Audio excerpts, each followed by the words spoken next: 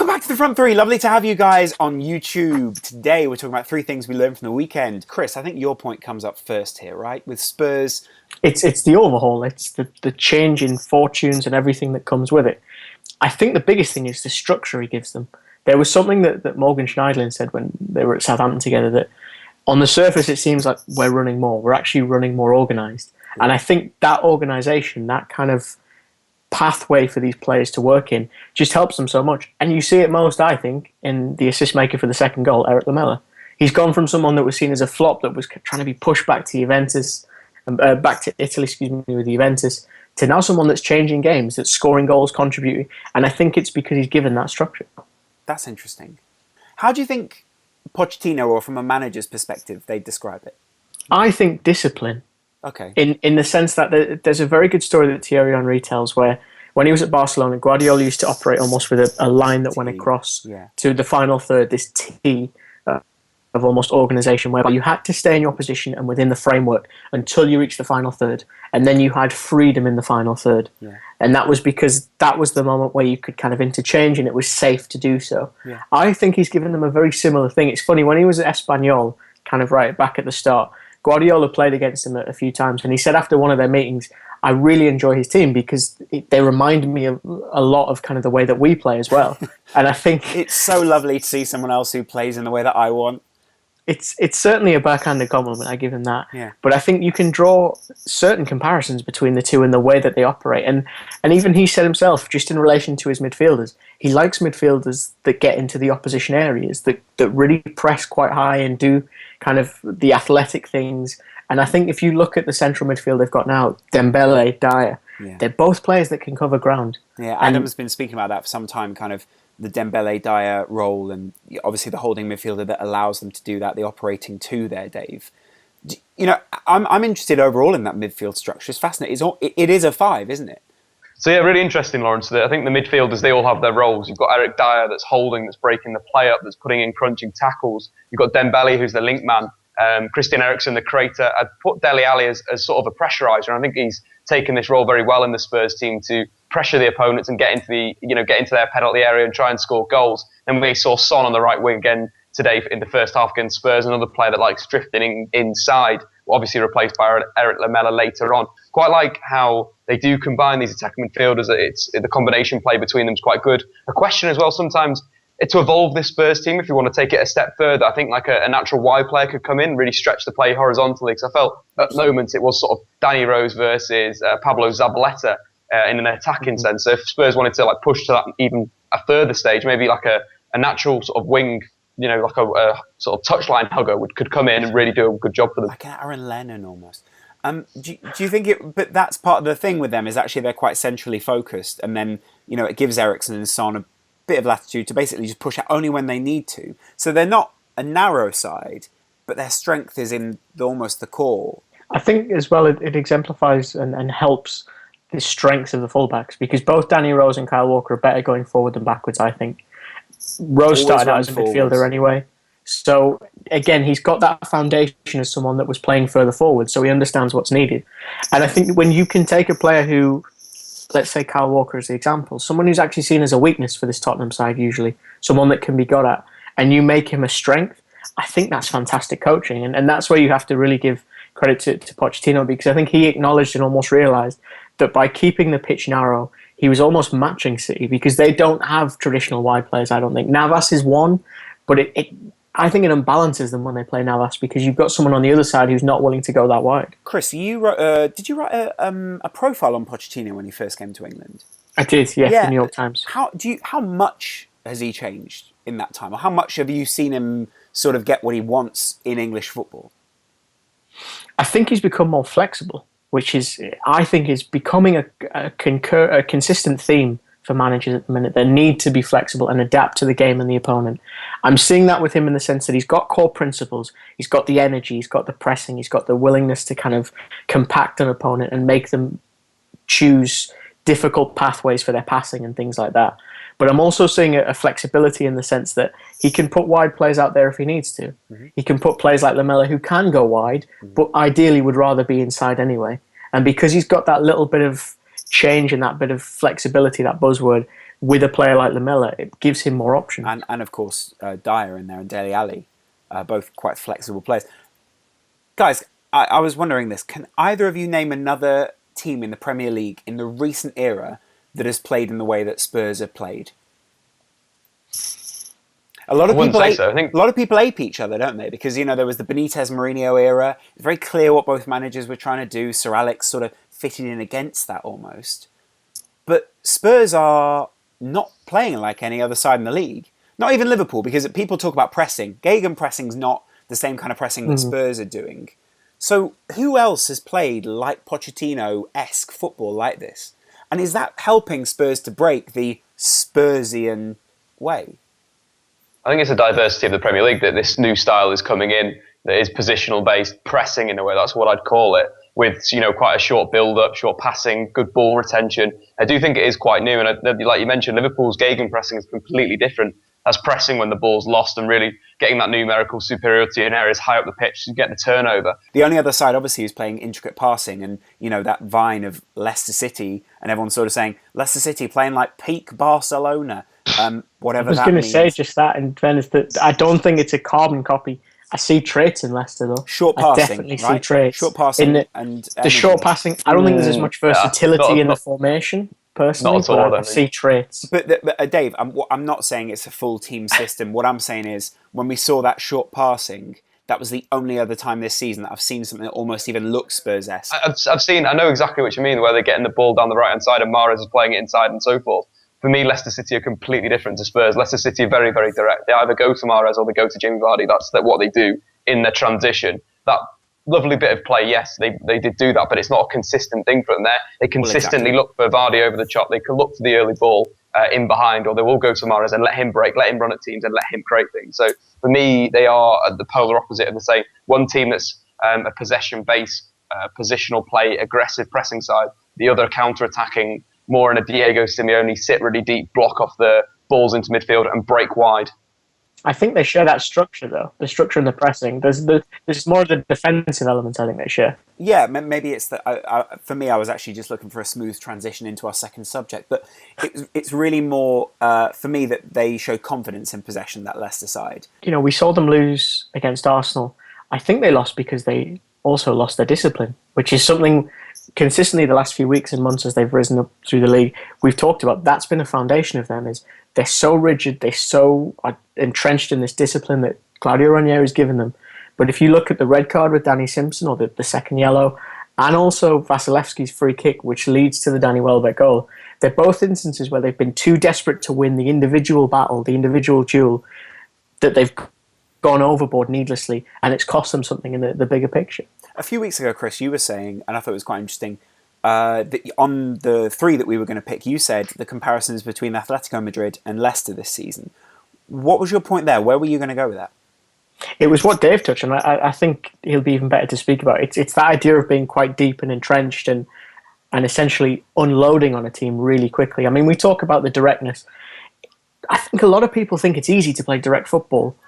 The way Leicester do it, it's not. Yeah. You've really got to pick your passes. You've got to pick your spots, your moments, that kind of thing. Some of the passes for Vardy, they're not easy passes. The timing, the execution, it's really expertly done, as I'm sure Dave can talk to even more.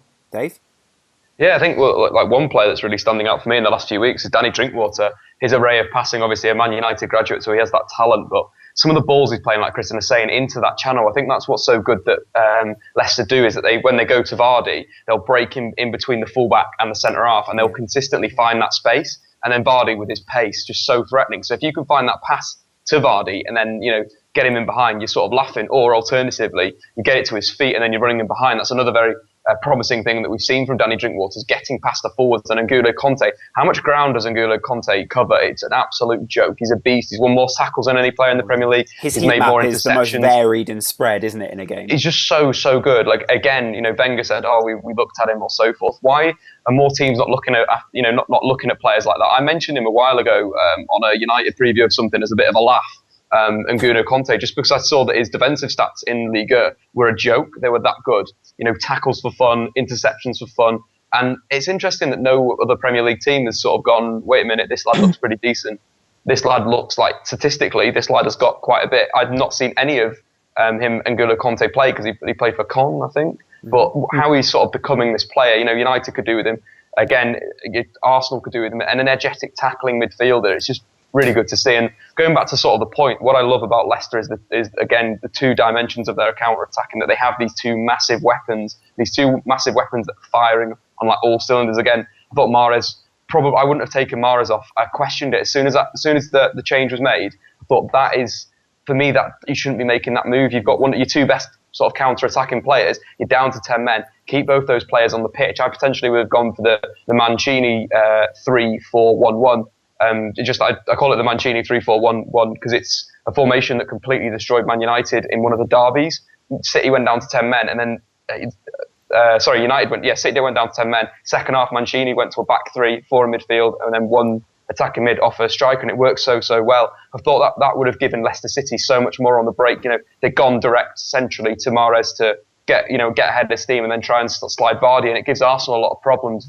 Let's move into the final point here. Dave, we've been talking about discipline for the whole of this show, and discipline, I think, is something we've identified in this Juve team. Tactically, they're so flexible. They can switch between playing a back three and a back four. Yes, we think that's easy. No, that's crazy difficult in terms of the structure, what the centre halves have to do, the skills that they've got. It's nuts. And the interesting thing that I've been watching Juve for the last few weeks, so I find them quite interesting. The likes of Dybala, the likes of Paul Pogba, these are two players that are young players who are very, very talented.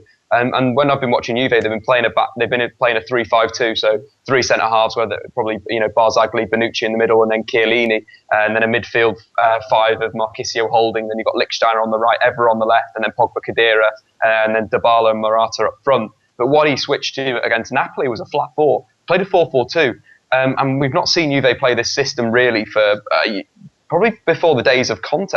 It's crazy that he went for this flat four and it completely worked. Napoli play this season, they play a sort of a 4-3-3 and they dominate the ball. But for me, this 4-4-2 that Allegri had put together never looked in trouble at all. They looked in complete control. Now, I would have bet my house that Juve were going to win that game yesterday. They just look so in control. Why the return to that when there's been such an obsession with 4-3-3 or 4-5-1 for such a long time?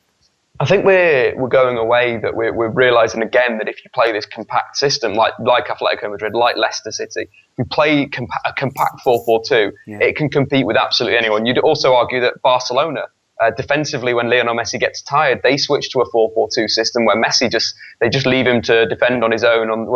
They just leave him on the counter attack on sort of the right wing, and Rakitic goes over. But it's just interesting to see that now the 4-3-3 is being a little bit defeated because of the two strikers and the movement of them. I think that's the key thing. We saw Morata drift a lot to the left-hand side and Dybala drift quite a lot to the right, getting in the space where the fullbacks are coming forward. Because if you play a 4-3-3, naturally you're going to have a defensive midfielder sitting, the fullbacks are going to push on, and there's going to be massive space either side of the centre-backs. And obviously Allegri had identified this, and it just worked perfectly. It's the turnaround, though. I mean, they had, 12 points after 10 games? Yep. No team in Serie A has ever won the league after that start. So the fact that they're on course to potentially do it again is huge. Props to Max Allegri. But then again, I think he's finally getting the credit he deserves. At Milan, I think he was kind of used and abused. He managed to get a team of mavericks, if you think about it, the likes of Zlatan, Robinho, Kevin Prince Boateng, into one team and working fairly well. And he didn't win the league consistently. That was Juventus's kind of enjoyment. But I don't think that was a slant on him. I think, if anything, it was a bit like Pellegrini with Real Madrid. He was just beaten by a better team on that. And I think as well, you kind of look at the way he handles the media. I thought he built up this game expertly. He said in the week that he felt that Juventus had the psychological edge because they'd been there and they'd won this title before. Whereas with Napoli, you've got Sarri, who, again, very inexperienced coach relative to where he's at now at this current position, had been with Empoli, but not done a great deal before that. I think he was a banker until he turned 30. He was in finance. So, again, clearly not the most experienced coach in this league, in this title race even.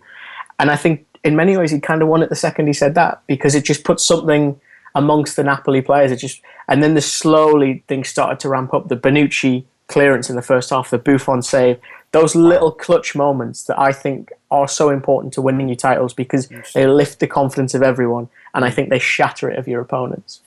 Very, especially considering how much infighting and how much press speculation there is over so many managers at the moment in Italy, and how much scrutiny has been put on their words, how well Max Allegri has survived that storm. And putting Dybala in as well. I mean, everyone kind of said, you should be throwing this guy in. He's, this is the replacement for Tevez. He's had to work through the departures of Tevez, Pirlo, Vidal, big players for this team.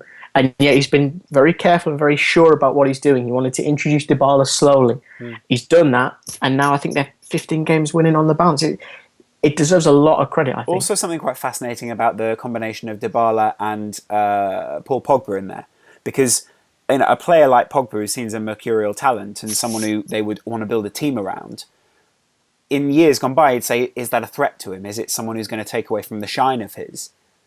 Having that, I mean, you're almost going back to that AC Milan team where he put all the Mavericks together, those personalities. Putting these two together is another real achievement, and that's something that maybe some other teams aren't doing so well right now. Hence why maybe Chelsea are looking at him. Definitely, but he's not interested. That's what I almost kind of admire. Is he's already said, "Look, I've got a contract here. I'm just not interested." Interesting. I think the combination between Paul Pogba and Dybala in this side as well in the 3-5-2, it's quite interesting to see how it evolves. In a way, it looks like a 3-4-3 with Pogba pushing into sort of the inside left channel, the classic playmaker zone, and Dybala sort of dropping a little bit deeper on the right, and then with Morata or Mandzukic in the middle. So it's interesting how they've evolved, and they look like, I think one of the good things with those two is they look like they actually like each other off the pitch. I think that's massive, for two players like Andy Cole and Dwight York, going back to the classic example. If you get on with a player, if you get on with a person, you're going to perform better on the pitch. And I think these two just click. Against the moment against Kiev, that was brilliant, where they did 3 back heels to each other, then pop the ball off. It's moments like that you sort of think that these players have a bit of, the connection's more than just being a teammate. I'm seeing more and more basketball-esque relationships in football. Although maybe I think you have to. Well, I think you have to push those Mavericks together. I think that's what he's done. I think he's built a situation where they can interact with each other. And often the thought would be, actually, I need to separate these guys and make sure that they both feel as special as each other. I think if you put them on the same level and explain to them, look, you're both as brilliant as each other. Imagine what you could do together. Then you start to get, to borrow your basketball analogy, teams like the Bulls of the 90s, the USA Dream Team from the early 90s. That idea of, look, we're all brilliant. Imagine what we can all do together. Miami Heat, Dwayne Wade, Chris Bosh, LeBron James. There you go. Just saying, it works. Guys, it's been great to have you. Hit subscribe if you're not already subscribed below. Head over to Dave's channel, Dave Talks. It's a fantastic channel where he does talk about football mostly. And of course, you can find Kristen on Twitter and all over a number of publications out there. We'll see you again real soon on The Front Three.